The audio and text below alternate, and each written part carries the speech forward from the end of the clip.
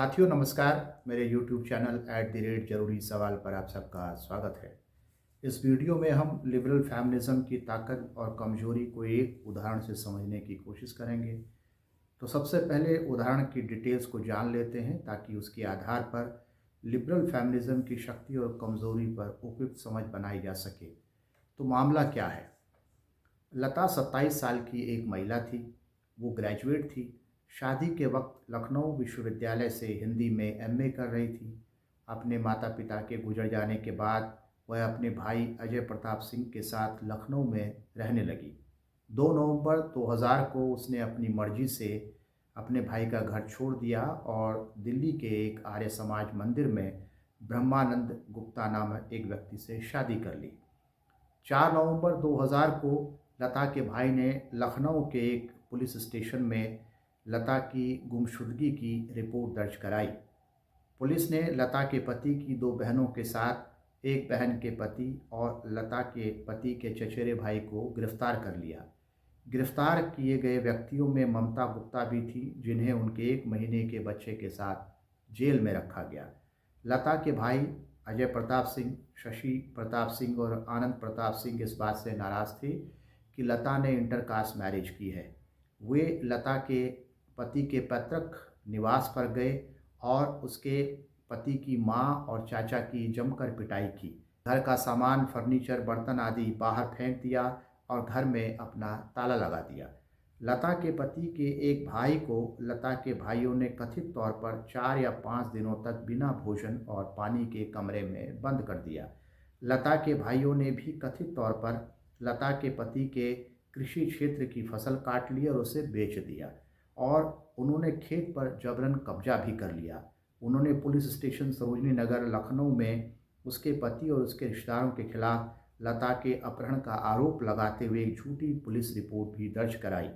यह भी आरोप लगाया कि लता के भाई लता के पति और उसके रिश्तेदारों को जान से मारने की धमकी दे रहे थे।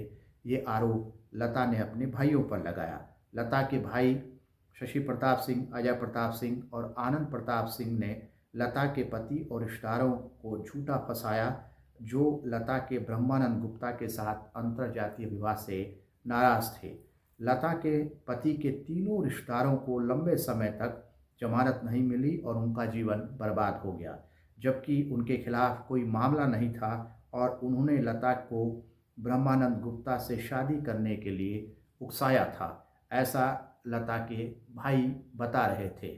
लता अपने पति और रिश्तेदारों को उत्पीड़न से बचाने के लिए दर-दर भटकती रही और फिर उसने राजस्थान महिला आयोग जयपुर का दरवाज़ा खटखटाया, क्योंकि वह अपनी और अपने पति की जान को खतरे की आशंका से जयपुर में लगभग छिपकर रह रही थी। आयोग ने 13 मार्च 2001 को उसका बयान दर्ज किया और उसे आवश्यक कार्रवाई के लिए पुलिस अधीक्षक लखनऊ को भेज दिया। राजस्थान राज्य महिला आयोग की अध्यक्ष ने 13 मार्च 2001 को राष्ट्रीय मानवाधिकार आयोग को पत्र लिखकर आयोग और मुख्य सचिव उत्तर प्रदेश सरकार से इस मामले में हस्तक्षेप करने का अनुरोध भी किया। संबंधित पुलिस स्टेशन के एसएचओ द्वारा एक अंतिम रिपोर्ट प्रस्तुत की गई थी, जिसमें यह बताया गया था कि लता और उसके पति और उसके रिश्तेदारों पर लगाए गए आरोप झूठे हैं। लता को सशस्त्र सुरक्षा प्रदान की गई। न्यायिक मजिस्ट्रेट लखनऊ की कोर्ट में 29 मार्च 2001 को सीआरपीसी की धारा 164 के तहत लता ने बयान दर्ज करवाया। लता ने कहा कि उसने ब्रह्मानंद गुप्ता के साथ अपनी मर्जी से शादी की है। लता के भाइयों के द्वारा यह भी आरोप लगाया गया कि लता मानसिक रूप से अस्वस्थ है। हालांकि जयपुर के डॉक्टरों ने जो उसकी जांच की तो पता चला कि उसे कोई मानसिक बीमारी नहीं है। मुकदमा चलता रहा। फास्ट ट्रैक कोर्ट लखनऊ में भी यह मामला गया और अंत में मामला सुप्रीम कोर्ट पहुंचा और सुप्रीम कोर्ट में 2 जजों की बेंच इसकी सुनवाई कर रहे थे, जस्टिस अशोक भान और जस्टिस मार्कंडेय काटजू। जस्टिस काटजू ने इस मामले पर फैसला देते हुए लिखा कि इस मामले से चौंकाने वाली स्थिति का पता चलता है। इसमें कोई विवाद नहीं है कि लता बालिग है, इसलिए वह अपनी पसंद से किसी भी व्यक्ति से शादी करने या अपनी पसंद के किसी व्यक्ति के साथ रहने के लिए स्वतंत्र है। हिंदू विवाह अधिनियम या किसी अन्य कानून के तहत अंतरजातीय विवाह पर कोई रोक नहीं है। इसलिए हम यह देख सकते हैं कि लता, उसके पति या उसके पति के रिश्तेदारों द्वारा कोई अपराध नहीं किया गया है। जस्टिस काटजू ने अपने फैसले में लिखा कि जाति व्यवस्था राष्ट्र के लिए अभिशाप है और इसे जितनी जल्दी नष्ट किया जाए उतना अच्छा है। यहाँ पर हमें ये याद रखना चाहिए कि डॉक्टर अंबेडकर ने लिखा है कि castes are anti national. Justice Katju ने लिखा कि दरअसल जाति व्यवस्था ऐसे समय में देश को बांट रही है जब हमें एकजुट होकर देश के सामने आने वाली चुनौतियों का सामना करना चाहिए। उन्होंने लिखा कि अंतर्जातीय विवाह वास्तव में राष्ट्र हित में है क्योंकि इसके परिणाम स्वरूप जाति व्यवस्था नष्ट हो जाएगी। हालांकि देश के कई हिस्सों से परेशान करने वाली खबरें आ रही हैं कि अंतर्जातीय विवाह करने वाले युवक युवतियों को हिंसा की धमकी दी जाती है या वास्तव में उन पर हिंसा की जाती है। कोर्ट ने कहा कि हमारी राय में हिंसा या धमकी या उत्पीड़न के ऐसे कार्य पूरी तरह से अवैध हैं और ऐसा करने वालों को कड़ी सजा दी जानी चाहिए। यह एक स्वतंत्र और लोकतांत्रिक देश है और एक बार जब कोई व्यक्ति बालिग हो जाता है तो वह अपनी पसंद से किसी से भी शादी कर सकता है। जस्टिस काटजू ने लिखा कि अगर लड़के या लड़की के माता पिता अंतर्जातीय या अंतर्धार्मिक विवाह को स्वीकार नहीं करते तो वे ज़्यादा से ज़्यादा इतना कर सकते हैं कि वे बेटे या बेटी के साथ अपना सामाजिक संबंध तोड़ लें, लेकिन माँ बाप धमकी नहीं दे सकते। हिंसा करके अंतर्जातीय अंतर्धार्मिक विवाह करने वाले व्यक्तियों को परेशान नहीं कर सकते।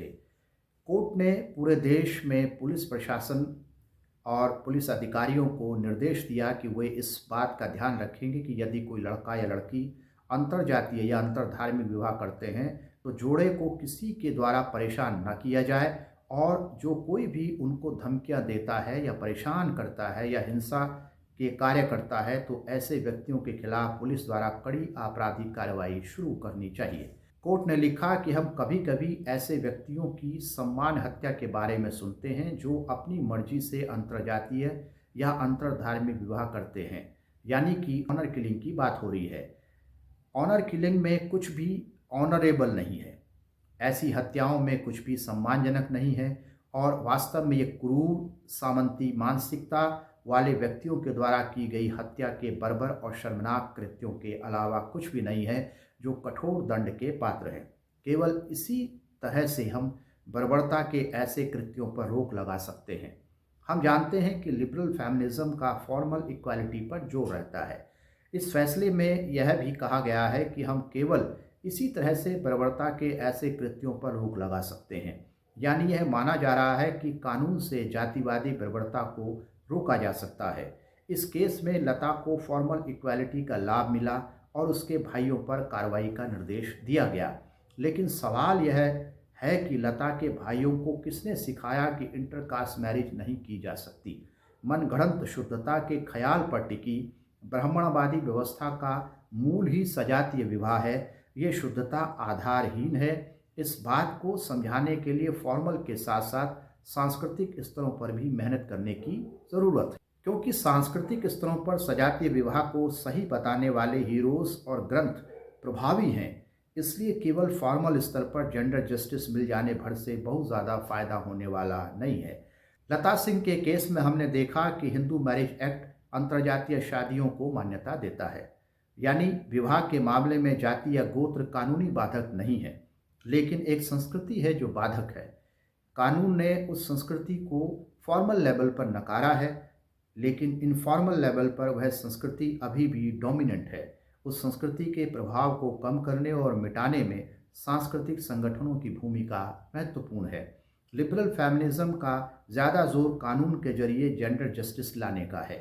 उसकी इस भूमिका की सराहना की जानी चाहिए, लेकिन साथ ही यह भी समझना चाहिए कि जेंडर इनजस्टिस की संस्कृति बन कैसे रही है। अगर सजातीय विवाह की संस्कृति रचने वाले हीरोज़ और ग्रंथों के खिलाफ संवैधानिक तरीकों से अनास्था न बन सकी तो कानूनी स्तर पर जेंडर जस्ट लॉ बनाने से बहुत कुछ नहीं पाया जा सकता और इसके लिए लिबरल फेमिनिज्म की सीमाओं को कानून के दायरों से बढ़ाकर संस्कृति तक भी फैलाने की ज़रूरत है। यानी राज्य के उदार होने मात्र से काम नहीं चलेगा, समाज को भी उदार बनाना होगा।